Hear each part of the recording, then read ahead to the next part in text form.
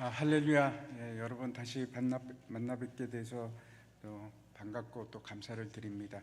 지난 2월 초인 것 같은데 그때 이제 와서 말씀을 함께 나눴습니다. 그때는 이제 재직 세미나였었는데 이번에는 중직자 워크숍으로 또 불러주셔서 감사합니다. 감사하고 오늘과 내일에 걸쳐서 두 번에 걸쳐서 우리가 어떻게 하나님과 교회를 섬길 것인가 하는 것을 우리가 함께 나누고자 합니다. 혹시 이제 지난번에 제가 2월달에 왔을 때 어떤 말씀을 전했는지 기억하실지 모르겠습니다. 아마 기억 못 하실 겁니다. 지난주 것도 우리가 잘 기억도 못 하는데 한 3달, 4달 지났는데 어떻게 기억하겠습니까? 교회인 우리가 해야 할 사명에 대해서 제가 말씀을 드렸습니다. 교회가 해야 할 가장 중요한 사명은 생명을 살리는 일입니다. 그리고 또 순종하는 일이고 하나님께 순종하는 일입니다. 오늘 이제 드릴 말씀은 교회인 우리가 예배자가 되어야 한다는 말씀을 드리려고 합니다. 예배에 대해서 이제 우리가 다 이해하고 다 말할 수도 없지만 우리가 사실 예배가 무엇입니까? 그럼 잘 모릅니다. 그러죠? 예배는 어떻게 해야 됩니까? 그것도 잘 우리가 좀 시원하게 대답할 수가 없습니다. 이제 오늘 우리가 다 이해할 수도 없고 또 우리가 다 설명할 수도 없고 다 말할 수도 없지만은 예배의 가장 중요한 핵심이 무엇인지 저와 여러분이 오늘 같이 나누기를 원합니다. 내일 다시 이제 교회에 대해서 제가 말씀을 드릴 텐데 교회가 교회다운 아름다운 교회, 하나님의 교회가 되기 위해서는 몇 가지 요소가 필요합니다. 건강한 교회는 어떤 교회가 되어야 하는가? 그 교회를 이루는 핵심 요소가 이제 다 골고루 밸런스를 맞추고 있을 때 그때 좋은 교회가 되고 건강한 교회가 될 수가 있습니다. 교회를 이루는 요소를 보면은 첫 번째는 예배입니다. 예배는 너무 중요하죠. 교회 공동체가 항상 드릴 수밖에 없고 항상 제일 먼저 우리가 생각하는 것이 예배입니다. 저는 이제 다양한 예배를 드려봤습니다. 제가 이제 원래 선교사였기도 하고 그래서 이제 이곳저곳 가본 곳이 많은데 이제 가면 다 특색이 있습니다. 나라마다 조금씩 다르기도 하고 그렇지만 본질적인 것은 항상 똑같습니다. 어떤 것들이 있습니까? 예배에서 찬양이 있죠. 기도가 있고 오늘처럼 우리가 하는 것처럼 그리고 또 말씀이 있고 그 본질적인 요소는 늘 마찬가지인 것 같습니다. 그런데 이 세상의 어느 나라 어느 문화를 가도 늘 마찬가지로 예배가 있는데 조금씩 변화는 있습니다. 근데 핵심 요소가 뭔가 그걸 이제 오늘 같이 나누려고 합니다. 두 번째 이제 교회의 핵심 요소가 있습니다. 중요한 것이 있는데 가르치는 일입니다. 양육이 반드시 필요합니다. 가르치는 것은 우리가 죽을 때까지 계속하는 겁니다. 저도 배웁니다. 여러분도 배우셔야 합니다. 세 번째 핵심 요소가 있는데 교제입니다. 코이노니아.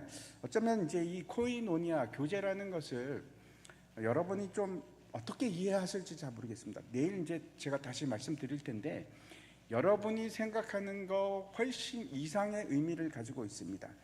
남서울 미랄교회는 어떤지 잘 모르겠습니다. 우리 교회는 코로나 이후에 굉장히 달라진 두 가지가 있습니다. 명확하게 달라졌는데 하나는 예배에 대한 변화입니다. 함께 모이지 않아도 괜찮다 하는 생각을 가지는 것. 그리고 또 하나는 주일 성수에 관한 문제인데 주일 성수가 지금은 굉장히 무너져 있습니다. 우리 교회가 그렇습니다. 제가 이제 교육을 잘 시키지 못해서 그런 것도 있겠지만 주일 출석 굉장히 현저하게 떨어집니다. 예를 들어서 옛날에는 1년에 한 번도 결석 안 하시던 분이 지금은 한 달에 한 번, 한 달에 2번도 결석을 하셔도 너무너무 편해하십니다. 아무 일도 아닌 것처럼 그렇게 생각합니다. 이제 온라인 방송 때문에 그런 것 같습니다. 그냥 온라인 방송으로 드리면 되니까 유튜브 보면 되니까 중직자들도 그러시고 특히 이제 장로님들도 권사님들도 옛날에는 그렇게 자유롭게 돌아다니시지 않으셨는데 요즘에는 틈만 나면 빠지십니다. 참 문제라고 생각하는데 어떤 일이 있으면 그냥 빠지십니다. 아주 자연스럽게. 지금도 이제 우리 교회가 완전히 온라인으로 넘어간 성도들이 꽤 많이 있습니다. 유튜브 성도가 되신 분들이 참 많이 계십니다.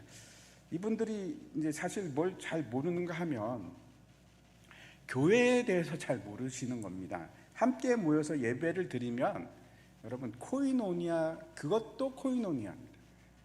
함께 같이 하고 내 소중한 것을 같이 나누는 게 코이노니아거든요.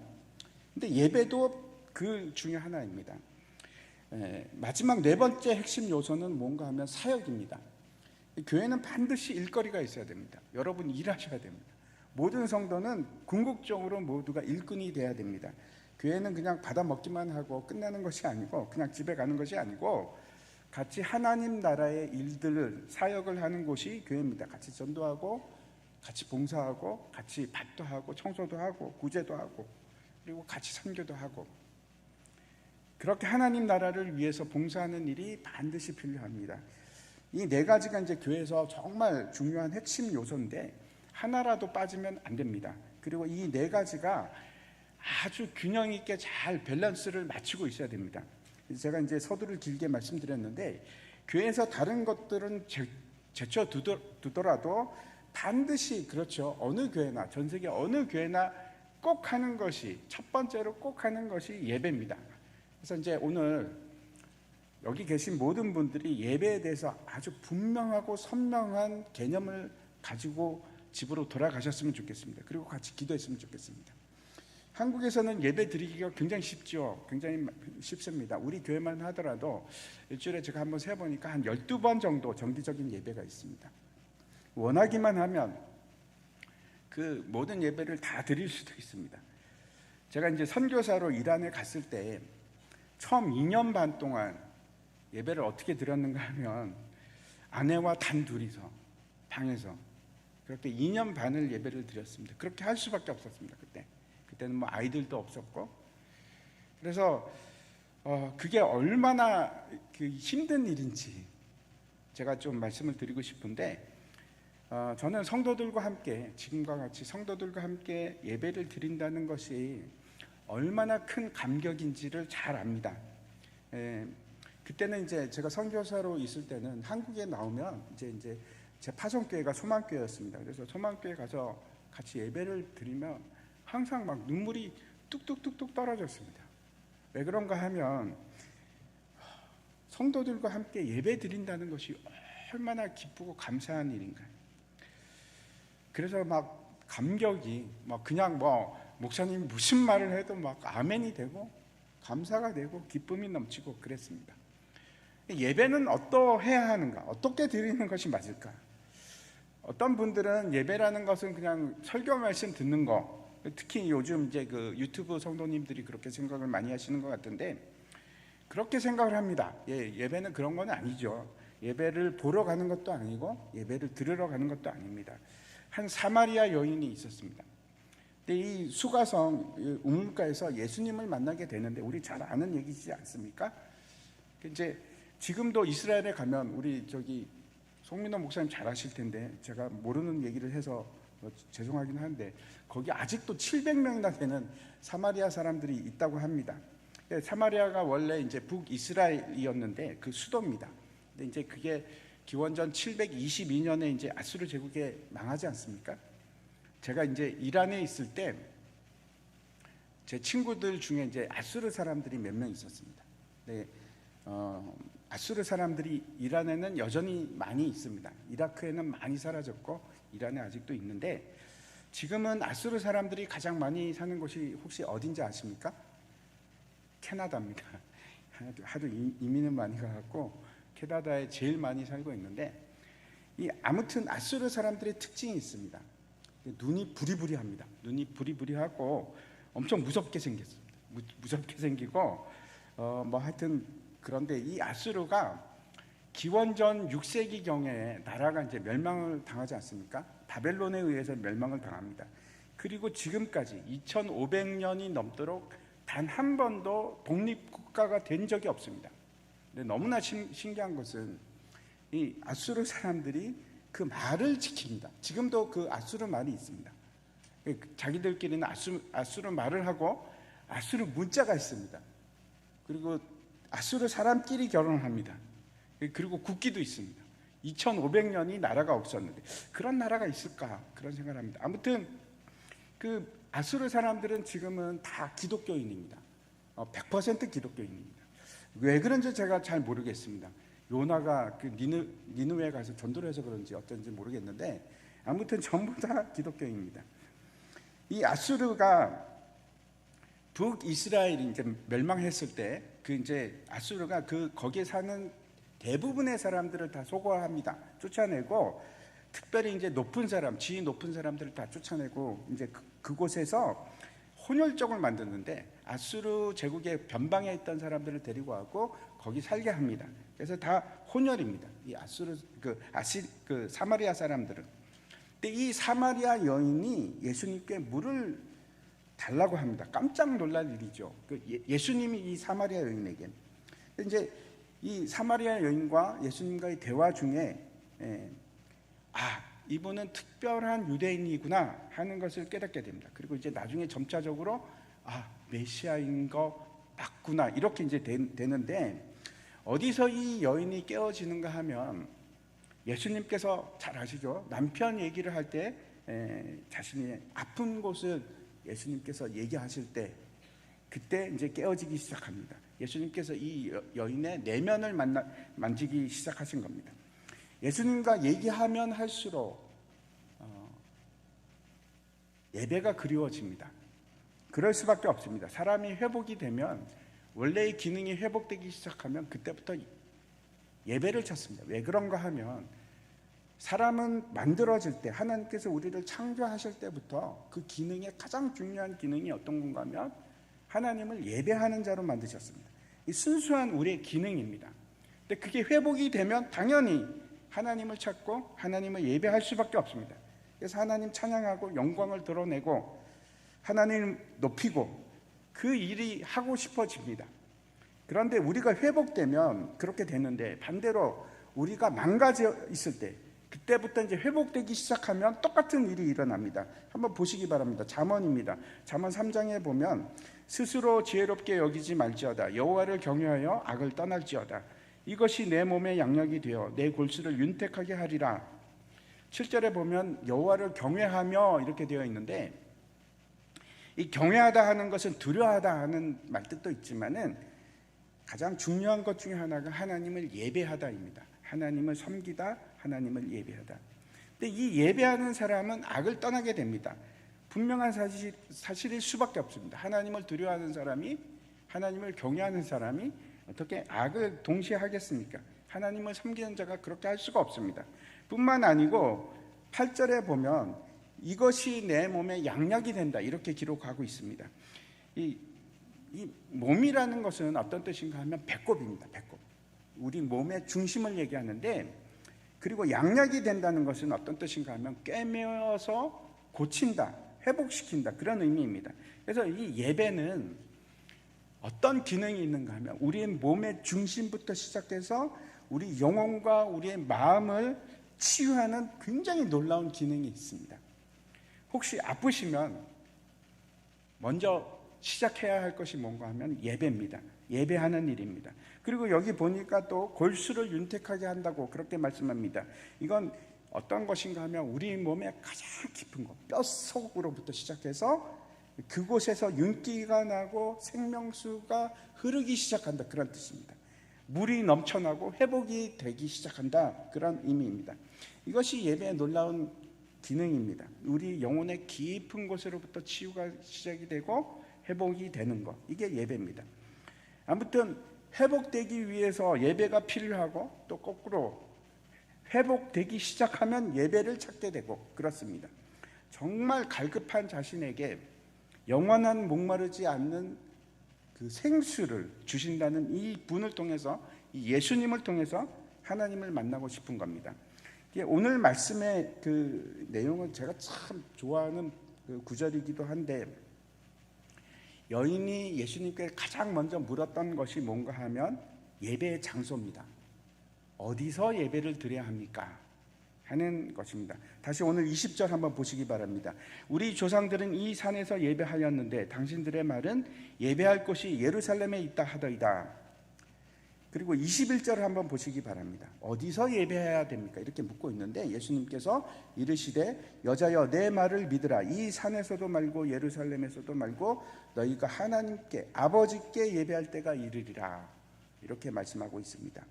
사마리아 사람들이 이제 바벨론 포로로부터 돌아온 후에 BC 400년경에 성전을 만듭니다. 그리심 산에 이제 성전을 만들었는데 자신들의 성전이죠. 그리고 나서 이 사마리아 사람들하고 이스라엘 사람들은 철천지 원수가 됩니다. 그런데 예수님께서 예배를 드리는 곳이 이 산도 그리심 산도 아니고 그리고 예루살렘도 아니라고 합니다. 그러면 어디서 예배를 드려야 됩니까? 예배하는 곳이 어디입니까? 어디서 드려야 할까요? 여러분은 지금 어디서 예배를 드리십니까? 물론 이 남서울 미랄교회에서 예배를 드리시죠.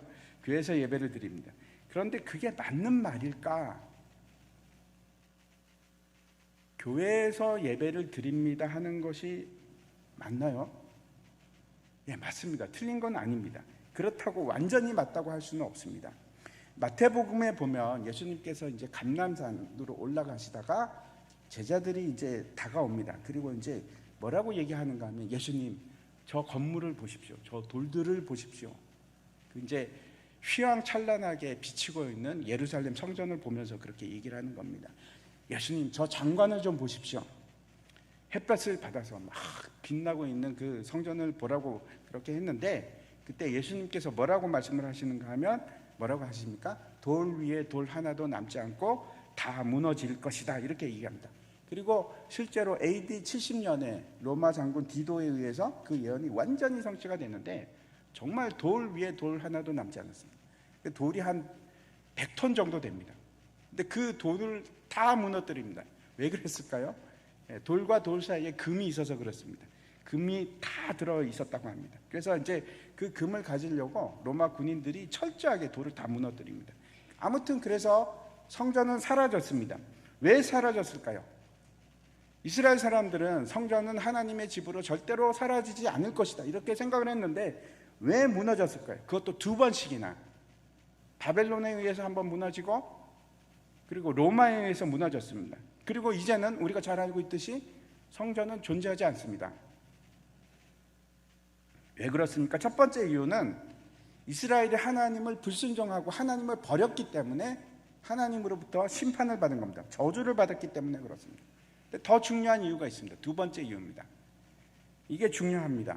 요한복음 2장 말씀 한번 보시기 바랍니다.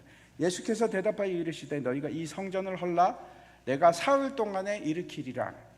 유대인들이 이르되 이 성전은 46년 동안에 지었거늘 네가 3일 동안에 일으키겠느냐 하더라. 그러나 예수는 성전된 자기 육체를 가리켜 말씀하신 것이라. 예루살렘 성전은 실체가 아닙니다. 모형입니다. 그곳에서 양과 소를 잡을 때 그 희생 제물이 우리의 죄를 깨끗하게 할 수 있는 능력이 있습니까? 아니요, 없습니다. 제 얘기가 아니고 히브리서에서 그렇게 말씀합니다. 그냥 모형에 불과합니다. 그 피는 능력이 없습니다. 짐승의 피가 무슨 능력이 있겠습니까? 근데 왜 하나님께서 희생 제사를 드리라고 하셨을까요? 예수 그리스도를 바라보라고. 그 희생 제물에 의해서 그 어린 양을 보면서. 그래서 성전은 어떤 곳입니까? 성전은 어떤 곳인가 하면 우리 가운데 거하시는 하나님을 만나는 곳, 그곳이 성전입니다. 하나님의 임재가 있는 곳. 하나님께서 출애굽기에서 성막 얘기하시면서 두 번이나 말씀하십니다. 내가 거기서 너를 만나리라. 시은소 위에서. 그런데 하나님이 말씀이 육신이 되어서 우리 가운데 오셨지 않습니까? 그리고 그 영광을 보니 어떤 영광이라고 합니까? 하나님의 영광이 나타났다고 그렇게 말씀하고 있지 않습니까? 그래서 예수님이 곧 이 땅에 오신 성전입니다. 더 이상 가짜 모형 성전은 필요가 없습니다. 예수님이 계신데, 진짜가 계신데, 그래서 성전은 아무런 의미가 없습니다. 그래서 성전의 휘장이 찢어지지 않습니까? 많은 사람들이 이제 그런 얘기를 합니다. 제3성전이 언제 세워질까? 어떻게 생각하십니까? 제3성전이 세워질까요? 이스라엘 사람들이 그렇게 원하고 지금 세우려고 준비하고 있다는데 저는 다르게 생각합니다. 절대로 세워지지 않을 겁니다. 그 모형이 다시 필요하지 않습니다. 우리에게. 하나님께서 아마 어떤 방법을 취하시더라도 그거 막지 않으실까? 저는 그렇게 생각합니다. 진짜 성전이 이 땅에 계셨기 때문에 필요가 없어집니다. 그런데 문제가 있죠. 예수님께서 그냥 계속 여기서 계신 것이 아니고, 이 땅에 계속 살아계신 것이 아니고 승천하셨습니다. 지금은 하나님의 보좌 우편에 계십니다. 그러면 여러분, 성전은 지금 어디가 성전입니까? 남서울 미랄교회입니까? 어디입니까? 여러분 잘 아시죠? 그냥 대답 안 하시는 거죠. 고린도전서 말씀 한번 보시기 바랍니다. 고린도전서 3장 16절 17절입니다. 같이 한번 읽겠습니다. 여러분 잘 보시죠? 같이 읽겠습니다. 시작. 너희는 너희가 하나님의 성전인 것과 하나님의 성령이 너희 안에 계시는 것을 알지 못하느냐?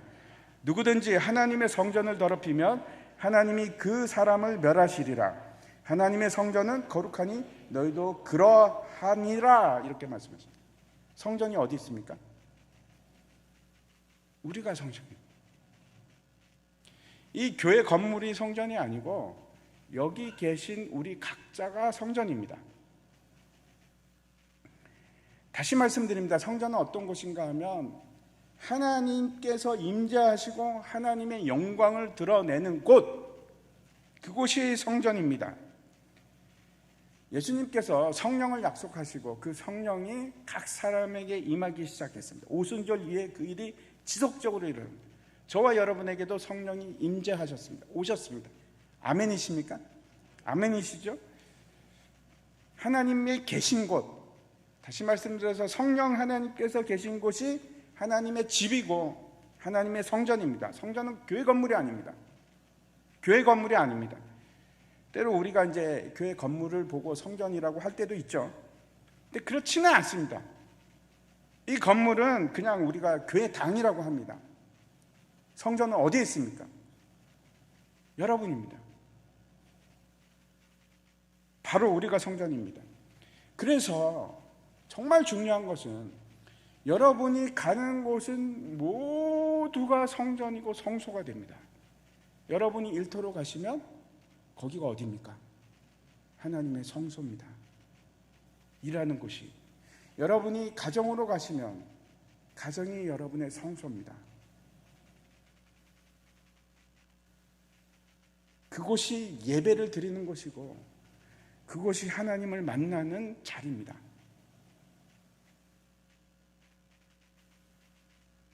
그래서 우리 삶이 예배가 되는 겁니다. 또 17절을 잘 보시기 바랍니다. 하나님께서 더럽혀진 성전을 멸하셨습니다. 이스라엘 예루살렘 성전이 그래서 사라졌습니다. 마찬가지로 하나님께서 뭐라고 말씀하십니까? 예수님께서 너희가 바로 하나님의 성전이기에 그 성전을 더럽히는 자는 어떻게 하신다고요? 멸하시겠답니다. 멸하시겠답니다. 탐욕, 죄악, 음란함, 부정함, 더러운 거 우리하고 맞지 않습니다. 우리가 성전이라서 어떻게 됩니까?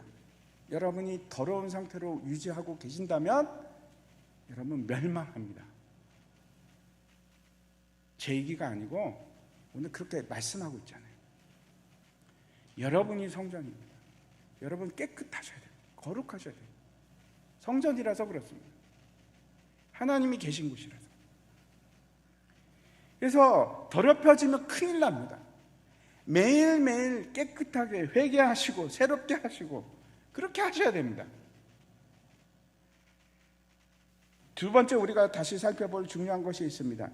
요한복음 4장 21절 다시 한번 보시기 바랍니다. 뭐라고 하는가 하면 예루살렘 이 산에서도 말고 예루살렘에서도 말고 너희가 아버지께 예배할 때가 이르리라. 정말 중요한 말씀입니다. 너희가 아버지께 예배할 때가 이르리라. 너희가 하나님께 예배할 때가 이르리라 그렇게 말씀하지 않고 아버지께라고 합니다. 별로 놀라지 않으시는데 놀라셔야 합니다. 예배의 대상을 하나님이라고 하지 않고 아버지라고 합니다. 아버지라고 하는 겁니다. 그래서 두 번째 말씀드리려고 하는 것은 누구에게 예배를 드려야 하나요? 누구에게 예배를 드립니까? 여러분은 누구에게 예배를 드리십니까? 아버지께 드려요. 아버지께. 나를 사랑하시는 내 아버지께. 아빠, 아버지. 갈라디아서 4장 6절 말씀 한번 보여주십시오. 너희가 아들임으로 하나님이 그 아들의 영을 우리 마음 가운데 보내사 아빠, 아버지라 부르게 하셨느니라. 이 당시에는 여러분, 하나님을 아버지라고 부르지 않았습니다. 무슨 말씀인가 하면 예배의 대상인 하나님이 이제는 내 아버지가 된 그분을 예배하는 겁니다. 그리스도로 말미암아 하나님의 양자가 우리가 되지 않았습니까? 근데 성령으로 말미암아서 이제는 하나님을 내가 아버지라고 부릅니다. 자연스럽게. 이제 예수 믿으면 변하는 건 여러 가지가 변하는데 그 중에 하나가 갑자기 하나님을 아버지라고 자신 있게 부르게 되는 겁니다. 그냥 아버지라고 부릅니다. 옛 언약에 비추어 보면 하나님은 철저하게 무서운 분이십니다. 공의의 하나님, 잘못하면 벌하시는 하나님, 계명에 순종하지 않으면 저주를 내리시는, 가차없이 화를 내실 것 같은 그런 하나님입니다. 신명기 28장에 보면 너무나 무서운 저주, 복도 있지만 저주도 엄청 많지 않습니까? 저주가 훨씬 많습니다. 심지어는 어떤 저주까지 있는가 하면 자기 다리에서 나온 태를 먹으리라, 자기 아이를 먹을 거라는 겁니다. 그 일이 이스라엘 역사 가운데 여러 번에 걸쳐서 일어났습니다. 여러 번에 걸쳐서 그런 일이 있었습니다. 하나님께 저주를 받아서. 근데 그 벌하시는 두려움의 하나님이 아니고 아버지랍니다. 아버지는 자녀가 아무리 죽을 죄를 지어도 사랑하십니다. 여러분도 그렇지 않습니까? 자녀를 때려 죽이고 싶은 사람이 어디 있습니까? 자식인데. 자식을 위해서는 오히려 희생을 합니다.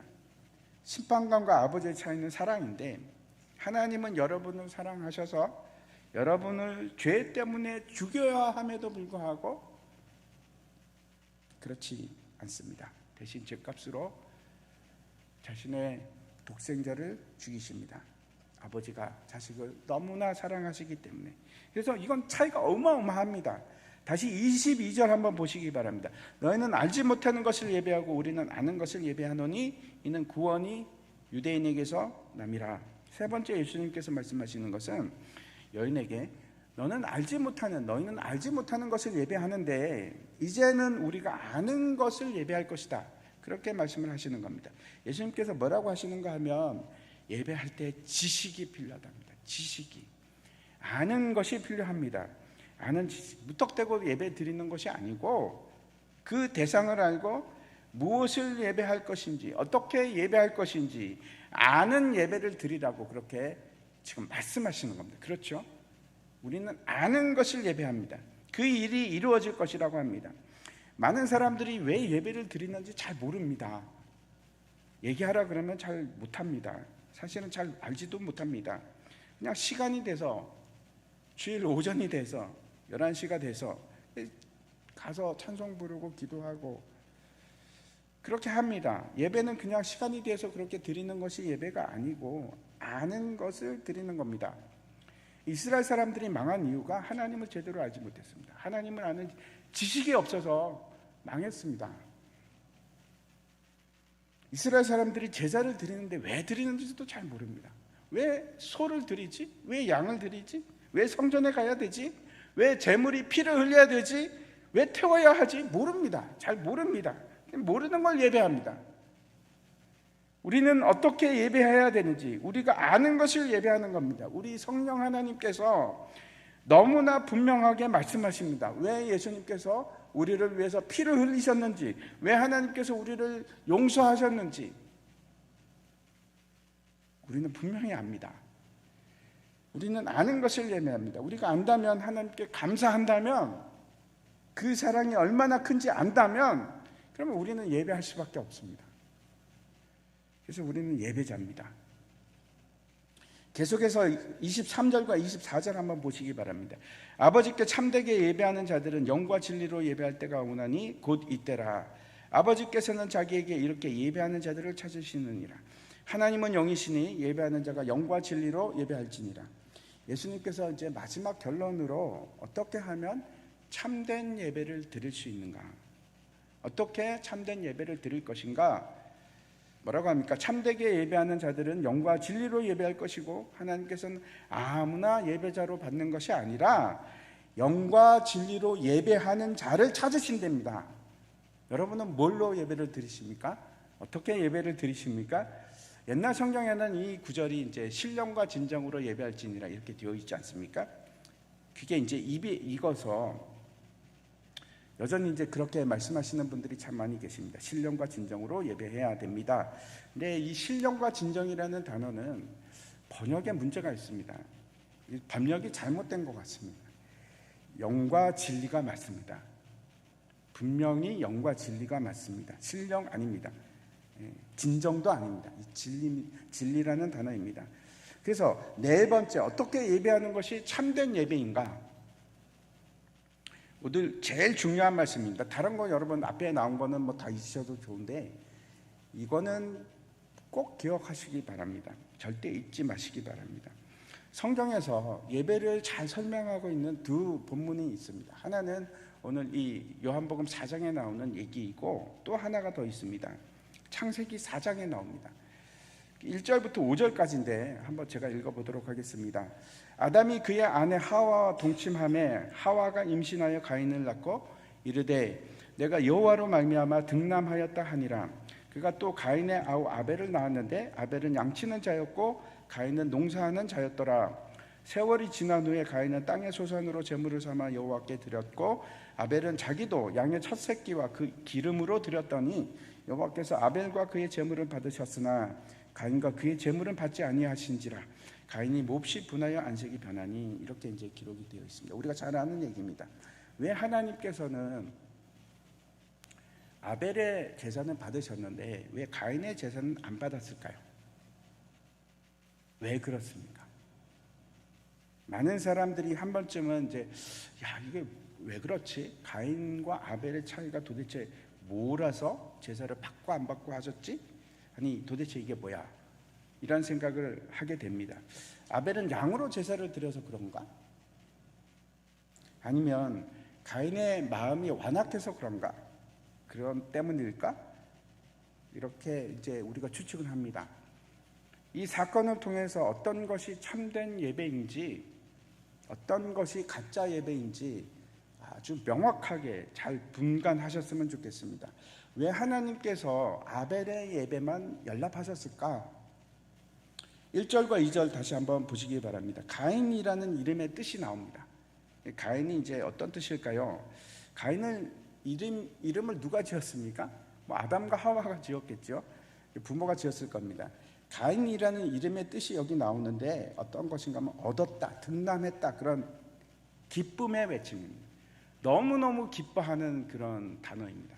기쁨, 얻었다, 만세, 뭐 그런 겁니다. 가인은 분명히 이제 아담이 첫 아들이었을 겁니다. 그렇죠? 그런데 왜 이렇게 기뻐했을까요? 기뻐한 이유를 혹시 아십니까? 기뻐할 수밖에 없습니다. 남자라서? 아니면은 첫째라서? 그런 것보다 진짜 기뻐하는 이유가 있습니다. 아담이 왜 그렇게 기뻐했을까? 이거는 범죄와 타락과 깊은 관계가 있습니다. 하나님께서 범죄한 후에 막 저주를 이제 말씀하지 않습니까? 근데 유일하게 아담에게 소망을 주는, 아담과 하와에게 소망을 주는 약속이 하나 있습니다. 그게 이제 우리가 원시 복음이라고도 하는 창세기 3장 15절 말씀인데 한번 보여주십시오. 내가 너로 여자와 원수가 되게 하고 내 원수도 여자의 후손과 원수가 되게 하리니 여자의 후손은 내 머리를 상하게 할 것이요 너는 그의 발꿈치를 상하게 할 것이니라 하시고, 이거 이제 이 말씀은 뱀에게 주신 저주의 말씀인데, 근데 사람들에게 아담과 하와에게는 기쁨이 됩니다. 왜 그렇습니까? 여기 보면 여자의 후손, 이건 여자의 씨라는 단어인데 여자에게서 난 자, 그런 말입니다. 근데 남성 단수입니다. 누군지 모르지만 여자로부터 나와서, 그러니까 누구죠? 하와로부터 나와서 태어난 자가 뱀의 머리를 상하게 한답니다. 이 뱀이 원수 아닙니까? 머리를 상하게 하고 승리할 것이라는 겁니다. 기쁜 일이죠. 이게 메시아입니다. 메시아인데 그 범죄를 완전히 뒤집어 엎을 수 있는 그런 승리가 지금 있는데, 아담과 하와가 이 씨를 얼마나 기다렸겠습니까? 이제나 저제나 씨를 기다렸습니다. 그리고 드디어 남자아이가 태어난 겁니다. 가인이 태어난 겁니다. 그래서 그 이름을 야 드디어 태어났다, 얻었다. 그리고 기쁨의 외침으로 지은 이름이 가인입니다. 근데 태어난 후 지나다 보니까 이게 그렇지 않은 겁니다. 절망입니다. 여러분 뭐 자식 키워보시면 잘 알지 않습니까? 곧 절망이 오지 않습니까? 이게 도대체 뭔가. 가인을 키워보니까 도저히 해답을 찾을 수가 없는 겁니다. 실망이 이만저만이 아닙니다. 그런데 또 아들이 태어났습니다.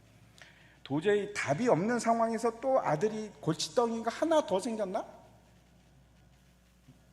이걸 어떻게 아는가? 왜 제가 이런 추측을 할 수 있는가?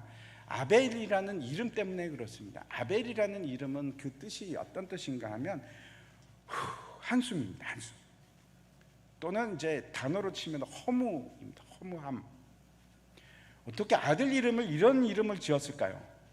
이해가 가시죠? 첫째 아들 때문에. 이게 지금 최초 아닙니까? 최초로 아들이라는 놈이 태어났는데 어떤 짓을 했기에 둘째 아들이 태어나니까 이름을 이렇게 짓겠습니까? 허무하다, 한숨이라고 짓겠습니까? 이해가 가시죠? 가인이 얼마나 그 부모를 실망을 시켰을지. 아들은 다 이런 거구나. 그리고 이름을 지었는데 지금 허무로 지은 겁니다. 허무로. 근데 2절 말씀을 보시면 아벨은 양치는 자였고 가인은 농사하는 자가 됩니다. 소산물이 정해져 있는 것처럼 보이지 않습니까? 가인은 뭐 이렇게 하면은 농산물이 나올 게 뻔하고 그래서 제물을 드린 것이고, 아벨은 양치는 사람이니까 양이 밖에 뭐 더 드릴 게 있겠습니까? 그런데 중요한 게 있습니다. 히브리어 성경을 보면 가인이 곡식으로 드리는 것처럼 그건 당연한데 농사하는 자였더라 이렇게 되어 있는 겁니다. 이게 무슨 뜻일까요? 이 단어가 어떤 건가 하면 아바드 아다마라는 단어인데 그렇게 표현되어 있는데 이게 무슨 뜻인가 하면 땅을 섬기는 자입니다. 땅을 섬기는 자. 제가 이제 이란에 있을 때 제가 살던 도시가 아바단입니다. 아바단. 특히 아바드라는 단어에서 온 이름입니다. 그래서 제가 아주 저것만 보면 옛날 생각이 납니다. 아무튼 아바드라는 것이 어떤 뜻인가 하면은 섬기는 자, 다른 말로는 노예라는 뜻입니다. 노예. 그래서 이게 무슨 뜻인가 하면 땅의 노예. 다시 말씀드립니다. 가인은 어떤 자가 되었는가 하면 땅의 노예가 된 겁니다. 그게 성경이 얘기하고 말씀하고 있는 바입니다. 물론 관용구이긴 하지만 원래의 뜻이 이겁니다. 노예가 됐다. 세상의 노예가 됐다. 그리고 아벨은 양치는 자가 됐다고 그렇게 기록을 합니다. 양치는 자라는 것은 어떤 뜻인가 하면 그 원래 뜻이 작은 무리를 다스리는 자라는 뜻입니다. 우리가 깊이 생각하면 시사하면 바가 크지요. 첫 번째, 예배자는 누구인가? 예배자는 노예로 사는 자가 아닙니다. 세상을 섬기는 자가 아닙니다. 땅을 섬기는 자가 아닙니다. 하나님만 섬기는 자입니다. 이 세상에서 예배자는 어떤 형태로 살아야 되는가 하면 땅을 다스리고 통치하고 왕으로 사는 자들입니다. 여러분은 어떻게 사십니까? 가인은 이 땅에서 사는데 땅의 노예로 그렇게 살아갑니다. 땅을 섬기면서 산 겁니다. 세상을 섬기는 자가 되는 겁니다. 하나님께서 우리를 창조하시고 이 땅에 두실 때 노예로 살라고 두신 것이 아니고 이 땅을 다스리면서 살라고, 지배하도록, 모든 생물을 다스리고 지배하라고 그렇게 우리를 왕으로 두셨습니다. 우리는 그래서 어떤 사람들인가 하면 왕 같은 제사장입니다. 믿으십니까? 어떤 것도 우리를 다스릴 수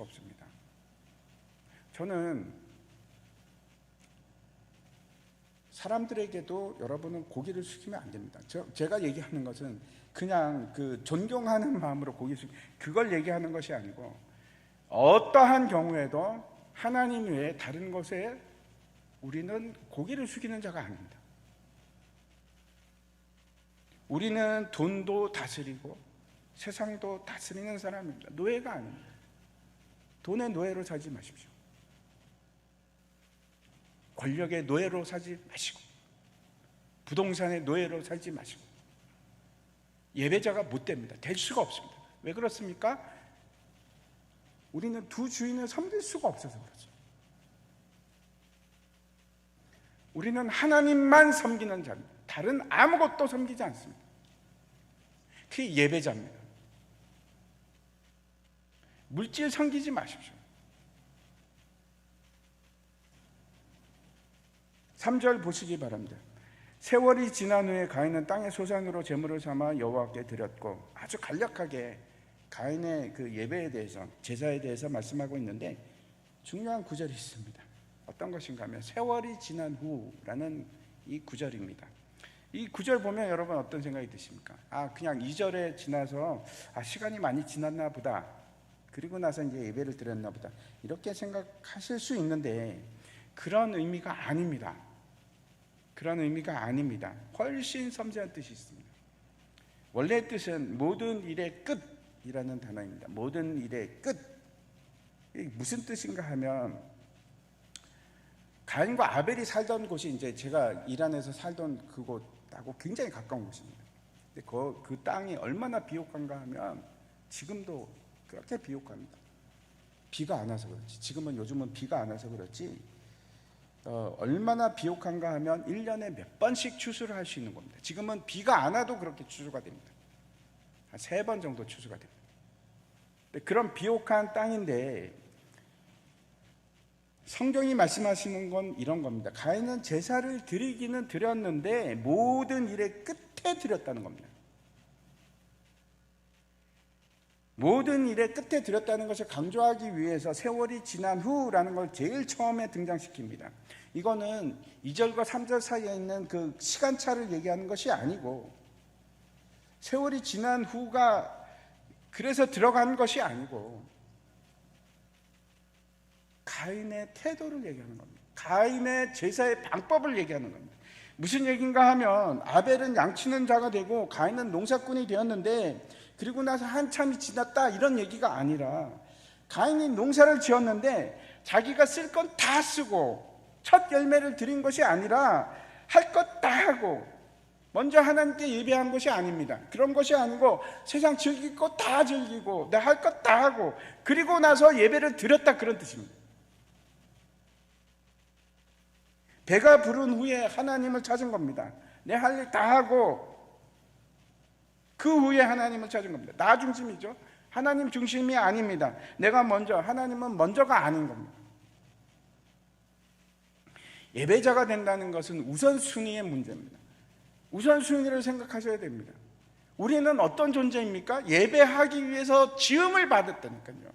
하나님을 찬송하기 위해서 지음을 받은 사람인데 제일 첫 번째 둬야 되는 것이 예배입니다. 예배. 내 삶에 가장 중요한 건 예배입니다. 우리는 하나님을 찬양하고 예배하기 위해서 지음을 받았고 그것보다 더 중요한 건 없습니다. 내일 다 하고 그리고 예배 드리는 게 아닙니다. 그거는 진짜 참된 예배가 아닌 겁니다. 많은 사람들이 그런 얘기 많이 합니다. 목사님, 요즘 제가 바빠서 다 끝나고 나서 교회 갈게요. 제가 한숨 돌리고 나서 그리고 예배 드리겠습니다. 아니요, 그건 예배가 아닙니다. 하나님 안 받으신다니까요. 아니, 안 받으신다니까요.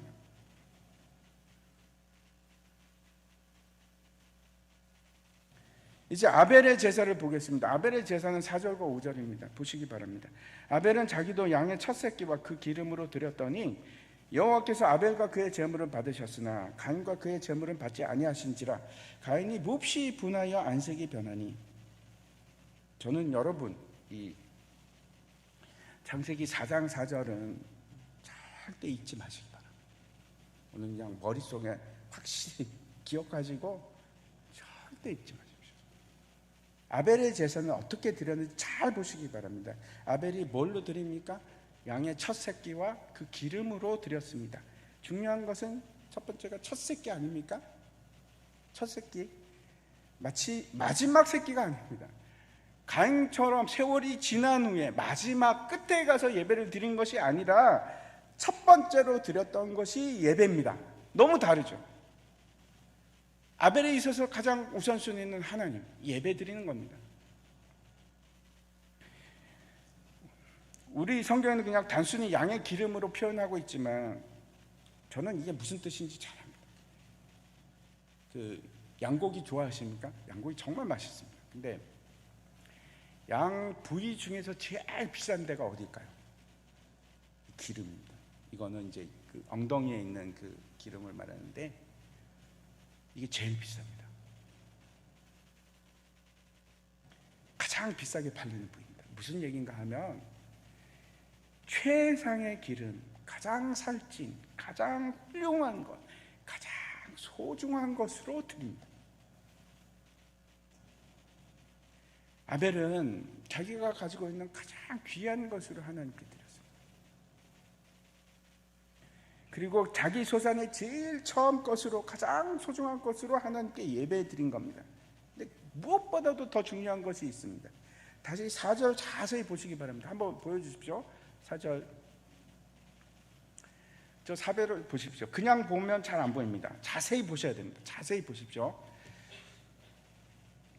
아벨은 양의 첫 새끼 그리고 그 기름 말고 뭔가 특별한 것을 드렸습니다. 맞춰보십시오. 뭘 드렸습니까? 네? 네, 어떻게 하셨죠? 자기도 드렸습니다. 자기도. 아벨은 자기도 드렸다고 기록합니다. 히브리어로 이거 감이라고 하고 우리말로는 또한, 도 그렇게 쓰죠. 영어로는 also 뭐 이렇게 쓰지 않습니까? 우리는 쉽게 이렇게 이 문장을 보면서 이렇게 생각할 수 있습니다. 아, 가인이 예배 드렸으니까 아벨도 드렸나 보다. 아벨도 드렸구나. 물론 그렇게 해석할 수 없는 건 아닙니다. 하지만 그렇지 않은 분명한 결정적인 단서가 여기 있습니다. 그 다음에 나옵니다. 여호와께서 무엇을 받으셨습니까?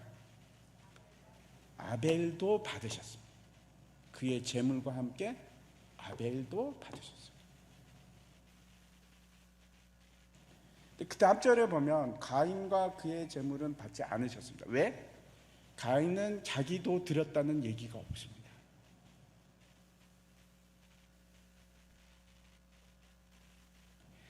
물론 이게 두 가지 해석이 다 가능합니다. 가인이 드렸기 때문에 아벨도 드렸다. 그게 안 된다는 뜻이 아닙니다. 그렇게 해석할 수도 있습니다. 하지만 4절 끝과 5절을 보면 이건 분명하게 아벨 또한입니다. 아벨은 자기 또한 드렸답니다. 자기 또한.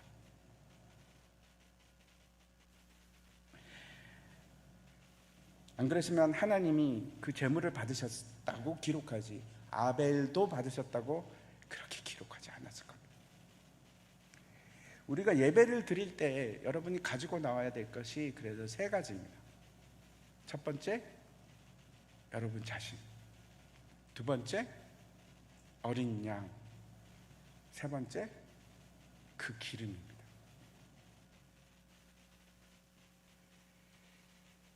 그 첫 번째가 여러분 자신인데 로마서 말씀 한번 보시기 바랍니다. 로마서 12장 1절입니다. 그러므로 형제들아 내가 하나님의 모든 자비하심으로 너희를 권하노니 너의 몸을 하나님이 기뻐하시는 거룩한 산 제물로 드리라. 이는 너희가 드릴 영적 예배다. 여기 보면 분명하게 아주 분명하게 너희 몸을 드리라고 말씀하십니다. 예배를 드리는데 내 자신을 드리지 않으면 그건 하나님께서 받으시는 예배가 되지 않습니다. 그러면 중요한 건 이거죠. 내 몸을 도대체 어떻게 드리지? 불질러서 드리나? 어떻게 드리겠습니까? 어떻게 드리는 게 맞습니까? 제가 시간이 없어서 간단하게 말씀드리겠습니다. 로마서 12장을 집에 가서 한번 잘 보십시오. 거기 내 몸을 산 제물로 드리는 방법이 너무나 명확하게 기록이 되어 있습니다. 사랑입니다. 내 주위 사람들을 사랑하는 겁니다. 내 주위 사람들을 섬기고 봉사하고 그들을 위해서 희생하는 것. 내 몸을 산 제물로 드리는 방법입니다. 그 사람들에게 관용을 베풀고, 심지어는 뭐라고 얘기하는가 하면 네 원수까지도 그렇게 관용을 베풀고 잘 대해주고 사랑하라고 그렇게 합니다. 그게 내 몸을 드리는 예배입니다.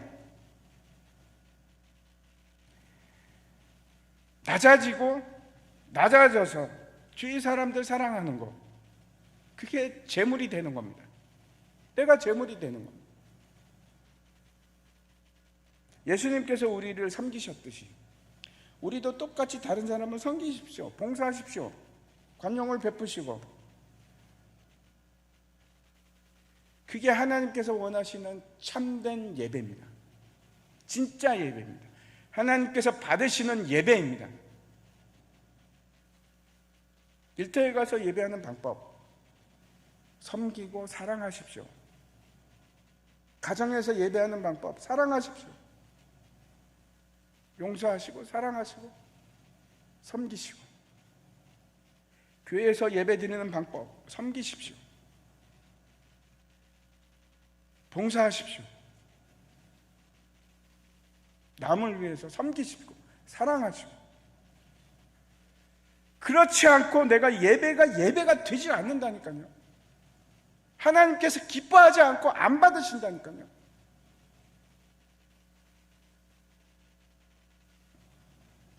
그게 우리의 예배입니다. 다른 사람을 사랑하는 것. 그게 산 제물이 됩니다. 내 몸을 죽이는 겁니다. 나를 부인하고 십자가를 지고 예수님을 따라가는 겁니다. 그게 산 제물이 되는 겁니다. 두 번째 예배에서 반드시 필요한 요소가 있습니다. 히브리서 11장 4절 한번 보시기 바랍니다. 믿음으로 아벨은 가인보다 더 나은 제사를 하나님께 드림으로 의로운 자라 하시는 증거를 얻었으니 하나님이 그 예물에 대하여 증언하십니다. 그가 죽었으나 그 믿음으로써 지금도 말하느니라. 히브리서는 분명히 예물에 대해서 얘기를 합니다. 믿음에 대해서 또 말씀하고 있습니다. 예수님께서 십자가에서 피 흘리시고 돌아가셨는데 우리가 의롭게 되는 것은 그 피를 믿는 능력으로 우리가 의롭게 되지 않습니까? 아벨의 믿음은 어떤 믿음이고 아벨의 예물은 어떤 것인지 다시 한번 생각해 보십시오. 이게 너무나 중요한 구절입니다. 아벨의 믿음은 그 피로 깨끗하게 됨을 믿는 믿음입니다. 놀랍죠? 아벨은 그걸 가지고 있었습니다. 믿음은 말로만 하는 것이 아니고 예수님의 피를 의지하는 것, 그게 믿음입니다. 존재의 유무가 아닙니다. 신뢰하는 겁니다. 예수님을 신뢰하는 겁니다. 아벨이 드린 그 어린 양이 무엇을 의미하는지 여러분 잘 아시겠죠? 그게 뭡니까? 그 어린 양이 뭡니까? 예수 그리스도 아닙니까? 그거 없이는 예배가 예배되지 않습니다. 또 아벨이 드린 세 번째 예물이 어떤 겁니까? 기름입니다. 기름이 무엇인지 우리가 분명히 알아야 되는데 레위기 1장부터 7장까지 보면 여러 가지 제사가 나오지 않습니까? 제사법이 나옵니다. 근데 모든 제사에 빠지지 않고 등장하는 것이 있는데 기름입니다. 그 레위기 7장에 보면 두 가지를 먹지 말라고 하는데 하나는 피죠. 피는 왜 먹지 않습니까? 피가 생명이기 때문에 먹지 말라고 합니다. 근데 기름을 먹지 말아야 할 이유는 기름이 곧 힘의 근원이기 때문이다. 그렇게 기록하고 있습니다.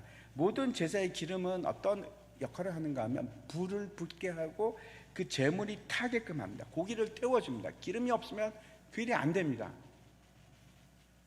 기름이 제물을 태워서 연락하게 만드는 역할을 하는데 다시 말씀드려서 기름 부음의 두 가지 역할은 어떤 것이 요한일서 한번 보시기 바랍니다. 2장 27절입니다. 너희는 주께 받은 바 기름 부음이 너희 안에 거하나니 아무도 너희를 가르칠 필요가 없고 오직 그의 기름이 모든 것을 너희에게 가르치며 또 참되고 거짓이 없으니 너희를 가르치신 그대로 주 안에 거하라. 앞에서 요한복음에 우리가 아는 것을 예배한다 그렇게 말씀하고 있는데 왜 우리가 압니까? 성령 하나님께서 우리에게 말씀해 주시니까, 진리를 알게 하시니까. 우리는 알지 못하는 것을 예배하는 것이 아니고 성령 하나님께서 우리에게 주시는 진리를 가지고 예배를 드리는 겁니다. 히브리서 9장 14절 말씀 한번 보시기 바랍니다. 하물며 영원하신 성령으로 말미암아 흠 없는 자기를 하나님께 드린 그리스도의 피가 어찌 너희 양심을 죽은 행실에서 깨끗하게 하고 살아계신 하나님을 섬기게 하지 못하겠느냐? 예수님의 화목제 역시 뭐라고 합니까? 성령으로 말미암은 제사예요. 다 그렇게 말씀합니다. 예수님께서 십자가에서 피 흘리시고 희생 제물이 되셨죠? 근데 그게 어떤 예배였습니까? 성령께서 말미암은, 성령으로 인한 제사라고 합니다. 다시 말씀드려서 성령으로 하지 않고는 예배는 예배가 될 수 없습니다. 기름이 없이는 예배가 될 수가 없습니다. 두 가지가 필요하죠. 세 가지가 필요한데, 첫 번째는 내 자신, 내 몸이 산 제물이 되어야 되고, 두 번째 예수 그리스도가 있어야 되고, 세 번째 기름인 성령이 계셔야 돼요. 다시 그러면 오늘 제가 정리해서 말씀드리려고 하는데, 우리는 어떻게 참된 예배를 드릴 것인가? 요한복음 4장으로 다시 돌아가 보겠습니다. 24절입니다. 같이 읽겠습니다. 시작. 하나님은 영이시니 예배하는 자가 영과 진리로 예배할지니라. 영과 진리로 드리라고 합니다. 이 영이 도대체 뭔가? 성령입니다. 여기 이제 정관사가 없어서 그냥 영이라고 이제 번역을 했는데, 성경 안에는 정관사 없이 성령으로 번역되어 있는 많은 부분들이 있습니다. 여기는 그렇게 번역을 하죠. 정관사 없어도 성령인 경우가 굉장히 많이 있습니다. 이 영과 진리라고 할 때, 그러면 영은 성령인데 성령을 통하지 않고는 하나님을 알 수도 없고 예배할 수도 없습니다. 당연히 예배는 성령이 필요합니다. 그러면 진리는 뭘까요? 세상에서 진리는 하나밖에 없습니다. 다른 걸 진리라고 하지 마십시오. 진리는 예수 그리스도입니다. 그분만이 진리십니다. 유일한 진리가 되십니다. 요한복음 14장 말씀입니다. 예수께서 이르시되 내가 곧 길이요 진리요 생명이니 나로 말미암지 않고는 아버지께로 올 자가 없느니라. 예수님이 유일한 진리가 되십니다. 예수 그리스도입니다. 예배는 성령과 예수 그리스도를 드리는 겁니다. 신령과 진정이라고 하지 마십시오. 신령과 진정이라고 하면 다른 의미가 생각이 나서 그렇지 않습니다. 그렇게 막 내 열심으로 예배를 드리는 게 아닙니다. 내 노력으로 예배를 드리는 게 아닙니다. 그런 게 예배가 아니고, 예배는 성령과 예수 그리스도로 드려지는 것이 진짜 예배, 참된 예배입니다. 아벨이 드렸던 것이 어린 양과 그 기름, 그리고 그 자신으로 예배를 드리는 것하고 똑같습니다. 하나도 다르지 않습니다. 하나님께서 그 예배를 받으셨어요. 우리 예배도 마찬가지입니다. 내 삶이 예배가 되어야 돼요. 제물이 되어야 돼요. 성령과 예수 그리스도가 내가 드리는 예물이 될 때 우리 예배는 참된 예배가 돼요. 매일 예배 드릴 때 여러분 뭐 가지고 오십니까? 예수 그리스도, 성령 같이 오셔야 돼요. 예수님이 없이 어떻게 우리가 제사가 됩니까? 안 됩니다. 그런 거 없습니다. 성령이 없이 그 예수 그리스도가 어떻게 우리의 제물이 되고 연락이 됩니까? 안 됩니다. 지금도 마찬가지입니다. 여기 성령 하나님께서 계셔야 돼요. 여기도 똑같이 예수 그리스도의 피가 흘러야 되고, 그게 우리의 예배입니다. 여러분 열심 아닙니다. 여러분의 마음도 아닙니다. 여러분이 막 이런 것도 아닙니다. 그런 걸 예배라고 하지 않아요.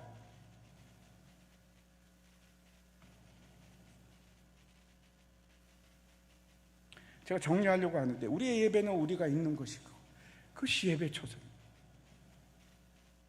내가 가는 모든 곳, 그것이 하나님 만나십시오.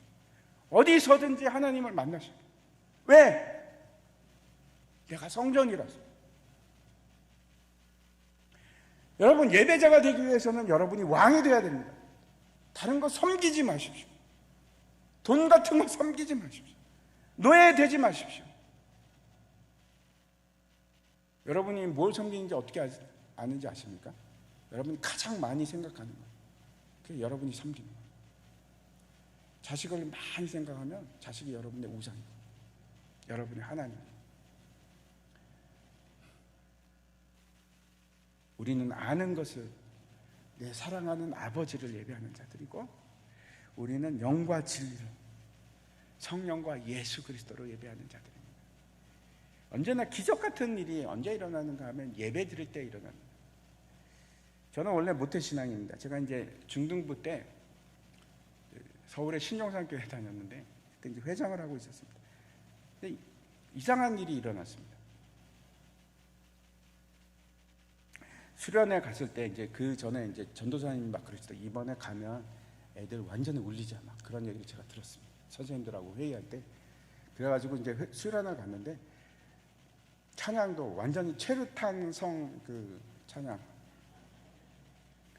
예수 나를 위하여 막 그러고 나 같은 죄 이런 거 이제 계속 울 때까지 찬양을 하는 거예요. 막 울었습니다. 울고 나서 이제 우리 전도사님께서 이제는 다 나가서 기도를 하랍니다.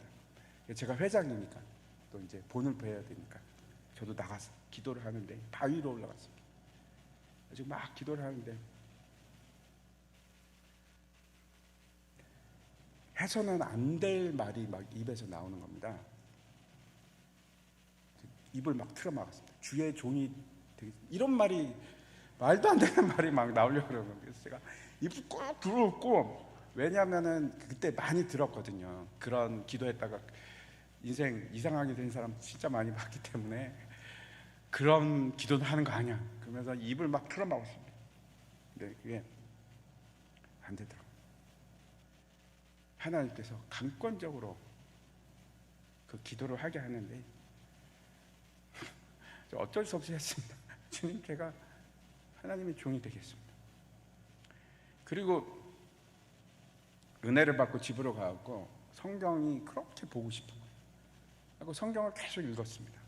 그랬더니 저희 어머니가 그때 이제 우리 교회에서 가장 열심히 기도하시고 가장 철야 많이 하시던 우리 어머니께서 집사님이셨는데, 그때 저에게 그런, 야 정민아, 좀 제발 좀 성경 좀 그만 읽고 공부 좀 해라. 공부 좀 해라. 그래서 제가 화가 나는데, 아니 교회 집사님이 저런 말을 해? 여러분들 그런 말 하십니까? 그래가지고 그때 읽던 책을 벽에다가 집어 던졌습니다. 그러면서 저희 어머니한테 제가 그렇게 얘기했어요. 다시는 내가 성경 안 읽어. 저희 어머니 나중에 그 기억 못 하시더라고요. 저는 지금도 그 숨소리까지 기억을 하는데, 그리고 그때부터 교회를 멀어지기 시작했습니다. 그때가 중2였는데 차츰차츰 발을 떼기 시작했고, 대학에 가서는 교회를 끊었습니다. 완전히 끊었습니다. 그리고 예수님 없이 제가 한 17년 산 것 같아요. 제가 이제 미국에 있었는데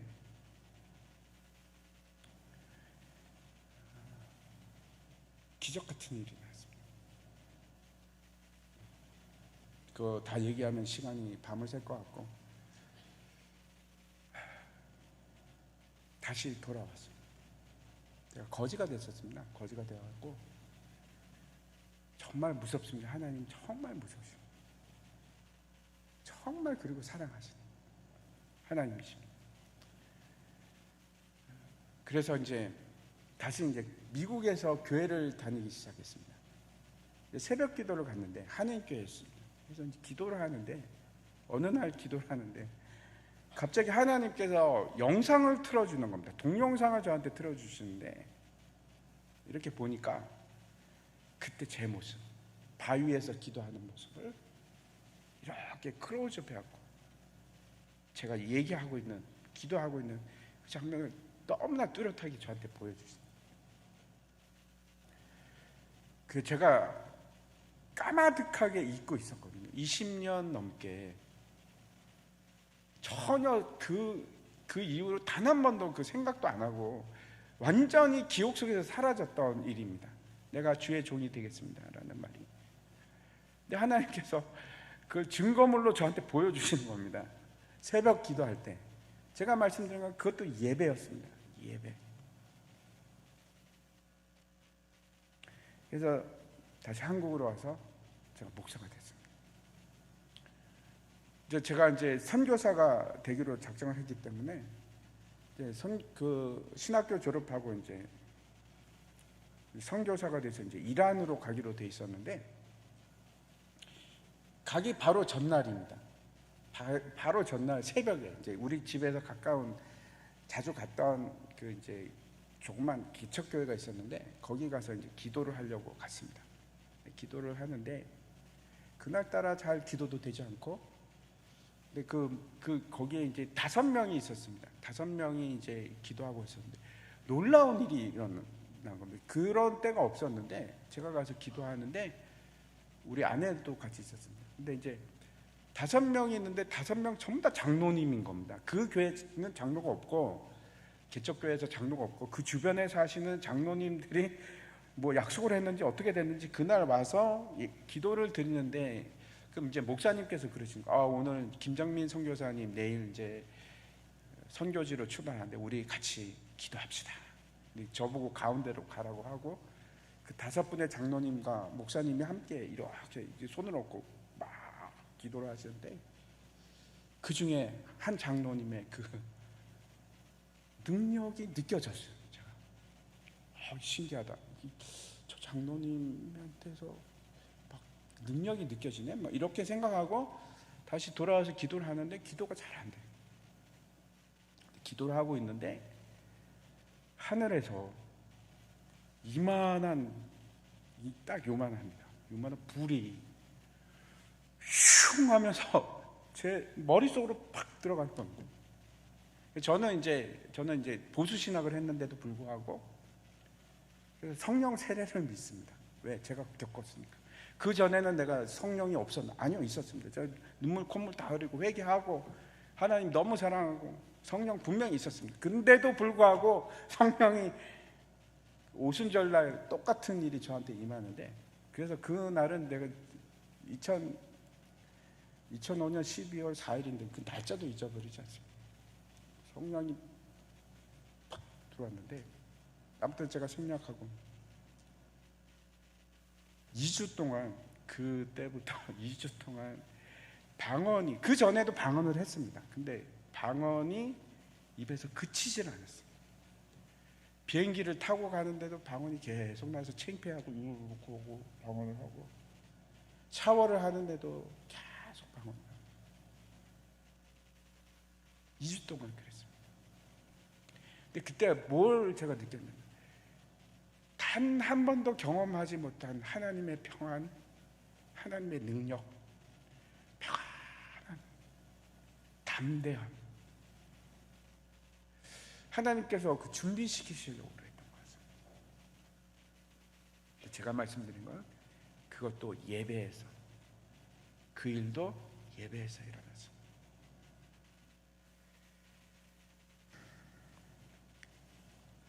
저는 다 그 일들이, 여러분도 한번 생각해 보십시오. 어디서 예수 믿게 됐습니까? 예배 자리 아닙니까?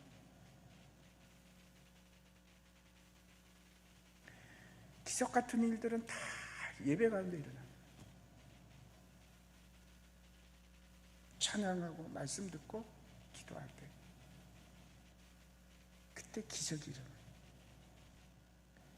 그리고 지금도 저는 그런 기적이 예배 가운데 일어난다고 믿습니다. 하나님께서 치유해 주시고, 하나님께서 능력을 주시고, 하나님께서 사람을 세우시고, 그 일이 예배 가운데 일어나고, 그걸 누가 받느냐? 참된 예배자들이 받습니다.